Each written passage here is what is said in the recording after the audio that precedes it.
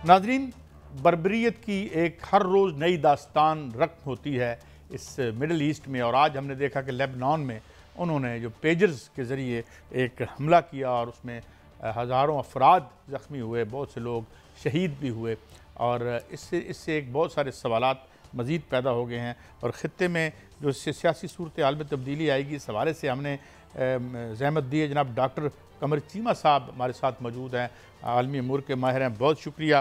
Doctor साहब, ये एक नई डायमेंशन है, एक डिजिटल हमला है, एक जिस जंग का हम बड़े अरसे से बात कर रहे थे कि आइंदा जंगें कंप्यूटर पर लड़ी जाएंगी, उसका एक आगाज़ हमें नज़र आता है।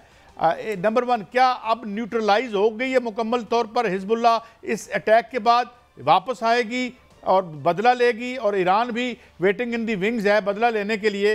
How do you see things happening now in the Middle east?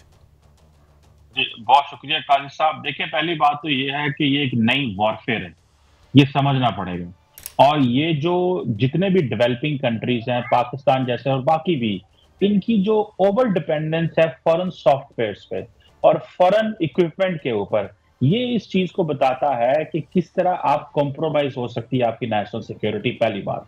दूसरी बात यह है कि अब हिजबुल्लाह फॉर एग्जाम्पल ये चीजें एक्वायर कर रहा है। अब हिजबुल्लाह कह रहा है जी हमने तो ये चीजें ताइवान से ली हैं, अब ताइवान की एक कंपनी से ली हैं, लेकिन इसमें समहाउ अगर आप देखें कि जो मुसाद है, जो इजरायली इंटेलिजेंस है, वो इस सारी की सारी जो सप्लाई चेन है, जहां से चीज मैन्युफैक्चर होती है, जहां पे उसका एंड यूज है, इन बिटवीन उस सप्लाई चेन के अंदर हिजबुल्लाह जो मुसाद है वो एंटर होती है, और वो सारे के सारे ये जो डिवाइसेस हैं, पेजेस, इनको कंप्रोमाइज कर देती है। तो इट मीन्स के एक तो जारी बात है हिजबुल्लाह के पास वो जिसे वो कहते हैं ना, वो एक्सेस नहीं है। वो समझ रहे हैं कि ठीक है, ताइवान की कंपनी है, हमें चीजें मिल रही हैं तो कोई प्रॉब्लम नहीं है। लेकिन इजराइल को पता था कि जो जो हिजबुल्लाह है वो ये डिवाइसेज इस्तेमाल करता है कम्युनिकेशन के लिए। अब देखिए ना, ईरान का जो एम्बेसडर है लेबनान के अंदर, उसके पास भी ये डिवाइस थी, उसको भी कम्युनिकेशन में मैसेजिंग इसी से भी आ रहा है। सो कितने बड़े स्टेट लेवल पे चीजें कंप्रोमाइज। सो यहाँ पे सिर्फ लेबनान की बात नहीं है, हिजबुल्लाह की बात नहीं है, ईरान जो खुद मिडिल ईस्ट में लड़ रहा है, चीमा साहब, मेरी एक आईटी माहिर से बात हुई है, उसका ये कहना है कि नई जंग का आगाज किया है इसने इजराइल ने, और उन्होंने इसको दिया है, नाम दिया है डिजिटल मोबाइल बम का तजर्बा किया है पेजेस के थ्रू। तो अरबों लोग जो हैं वो मोबाइल यूज करते हैं, तो क्या ऐसे अटैक्स जो हैं वो मोबाइल सेट में भी हो सकते हैं?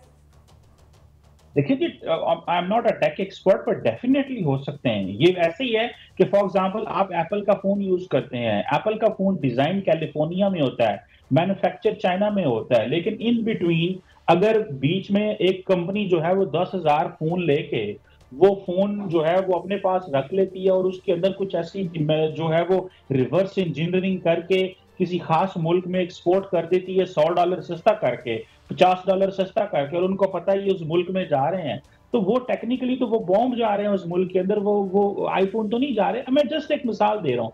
तो इस तरह की बहुत सारी ऐसी चीजें हैं, ये हुई हैं। सो मुझे लगता है कि ये जो टेक्नोलॉजी का फुकदान होना और जो वेस्टर्न वर्ल्ड का टेक्नोलॉजी में बहुत आगे चले जाना, जो डेवलपिंग वर्ल्ड मुसलमान दुनिया का डिपेंडेंट होना, ये इस चीज की चीज बताता है कि कितना ज्यादा। आप देखें ना, वो अगर उन डिवाइसेस को पूरी दुनिया को चैलेंज कर दिया ये हमला करके। जी, अब देखें ना, अब तो कोई किसी पे एतबार नहीं करेगा। अब जब हम चीजें इंपोर्ट करते हैं, आप देखें जो सॉफ्टवेयर है, आप जी एप्पल का सॉफ्टवेयर, आईफोन इस्तेमाल करते हैं, आप गूगल इस्तेमाल करते हैं, आपकी तो सारी की सारी जो कम्युनिकेशन है वो कॉम्प्रोमाइज है।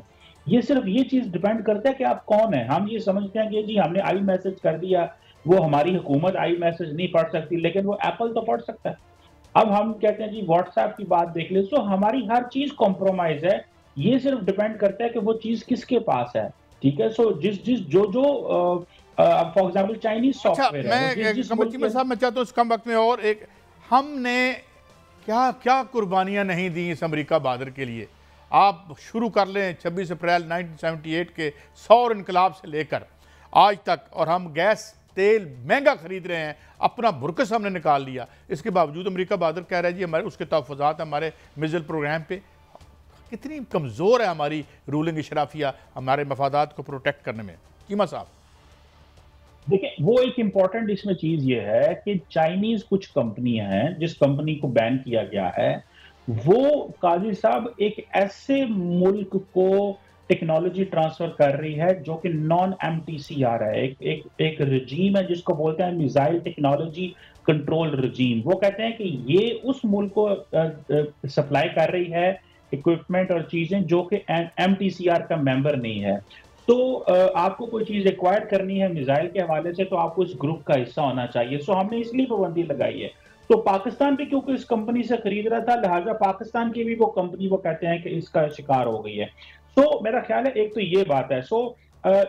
लेकिन काजी साहब, इंपॉर्टेंट चीज ये है कि ये सारी चीजें सिग्नल्स हैं पाकिस्तान के लिए। इन सिग्नल्स को रिसीव करना चाहिए, और अमेरिकन हो या कोई भी दुनिया का मुल्क हो, उनके लिए जो जितना बड़ा चैलेंज चाइना है काजी साहब, वो पाकिस्तान को तो जारी बात है, वो समझते हैं कि इस मुकाबले में कोई चैलेंज नहीं है। उनके लिए हर चीज उनकी दांव पे लगी हुई है चाइना को देख के। इसीलिए तो वो देखें इंडिया को इतना ज्यादा फैसिलिटेशन दुनिया में दे रहे हैं, और वो समझते हैं कि अगर हमने चाइना को आज काउंटर ना किया, और चाइना के वो इत्तेहादी जिनको चाइना टेक्नोलॉजी ट्रांसफर कर रहा है या चाइना वेपन्स के हवाले से चीजें ट्रांसफर कर रहा है, अगर हमने उनको ना रोका, उनके ऊपर क्वेश्चन मार्क ना लगाया, तो हम जो है हमारे लिए मुश्किल होगा। आप देखें ना, F-16 पाकिस्तान ने ऑलरेडी खरीदे हुए हैं। चीमा साहब, इजराइल जो है वो सबसे बड़ा दुश्मन पाकिस्तान को समझता है, तो क्या पाकिस्तान को अब टेक्नोलॉजी बैरियर लगा देने चाहिए, और इसको चैलेंज समझते हुए कि मुल्क की सलामती का अगर कोई प्रॉब्लम होता है या मसला बनता है या मुस्तकबिल के लिए हमें कोई टेक्नोलॉजी बैरियर लगाने चाहिए, और सोचना चाहिए कि हमें टेक्नोलॉजी कहाँ से लेनी है? अब देखिए, पहली बात तो ये है कि अब ये जो इजराइल का मसला है, हमें इसमें फॉर एग्जांपल आप चाइनीज टेक्नोलॉजी मिसाल के तौर पे ले लेते हैं, तो क्या चाइनीज टेक्नोलॉजी कॉम्प्रोमाइज नहीं हो सकती? क्या हम उतने डिपेंडेंट चाइना पे नहीं हो जाएंगे? तो मेरा ख्याल है कि जब तक आप सेल्फ सफिशिएंट नहीं होते, खुद आप अपनी टेक्नोलॉजी खुद प्रोड्यूस नहीं करते, आप अपने सॉफ्टवेयर खुद नहीं बनाते, आप उनको खुद टेस्ट नहीं करते, उसमें कोई पेनिट्रेट नहीं करता, तब तक आप जो है वो कॉम्प्रोमाइज हैं। तो हमारी हर चीज देखें, हमारे हॉस्पिटल्स में। अच्छा, आखिरी बात कमर चीमा साहब, ये जो अफगान जो नाज़िमुल अमूर उनकी मुलाकात, फिर कुछ तराने के हवाले से गुफ्तगू, क्या कोई ये सारे सिंबॉलिक इश्यूज़ हैं, हमने ओवर प्ले कर रहे हैं, या कोई वाकई हमारे दरमियान डिप्लोमेटिक तनाव है? देखिए काश साहब, सीधी सी बात है। क्वेश्चन ये है कि हमने तो भी अफगानिस्तान को रिकग्नाइज भी नहीं किया हुआ। आपको पता है चाइना ने तो रिकग्नाइज कर लिया इन अ वे कि उनके वहां पे एम्बेसडर बैठे हुए हैं, लेकिन हम, और कल हमें ये भी पता चला है कि वो जो कौंसल जनरल है उनके डॉक्यूमेंट्स भी पूरे नहीं हैं, लेकिन हम उनको किक आउट नहीं कर सकते क्योंकि हम बड़े मजबूर बैठे हुए हैं। तो मेरा ख्याल ये है कि हमारी हुकूमत जो है वो फॉर अ मोमेंट इस चीज को तो समझ रही है कि डोमेस्टिकली एक नैरेटिव बनाया जाए अफगान तालिबान के बारे में, लेकिन वो कोई एक्शन नहीं लेना चाहते बिकॉज उस एक्शन के कॉन्सिक्वेंसेस हो सकते हैं। हम इतने मजबूर हैं कि अली अमीन गंडापुर साहब उनकी हमायत कर रहे हैं, कहते हैं कि वो जो उन्होंने किया कोई मसला नहीं है, और वो जब अफगान जो सफारतकार हैं किसी और मुल्क में जाएं तो उनके तरानों पे उठते हैं, वो बाअदब खड़े हो जाते हैं। देखिए, अली अमीन गंडापुर साहब जो हैं और इमरान खान साहब, आपको पता है इन्होंने तो ऑलरेडी 40,000 से ज्यादा टीटीपी के जो दहशतगर्द है उनको पाकिस्तान आने दिया था, जब उस वक्त चेयरमैन तहरीक इंसाफ वजीर आजम थे। माजी के जो चेयरमैन तहरीक इंसाफ। क्वेश्चन ये है कि ये जारी बात है पाकिस्तान की वो ये जो केपी में गवर्नमेंट है वो अपनी डोमेस्टिक ऑडियंस, खैबर पख्तूनख्वा की ऑडियंस को खेल रही है, और वो फ्रिक्शन पैदा करना चाहती है मरकज में और सूबाई हुकूमत के दरमियान। बहुत शुक्रिया डॉक्टर कमर चीमा साहब, आज आपने एक अहम जो बात पॉइंट आउट की नाज़रीन, ये जो डिजिटल दहशतगर्दी की इस तरह तो यहाँ आ चुकी थी, मगर जो उसका अमली पहलू हमने देखा, इस हवाले से हमें सोचना पड़ेगा।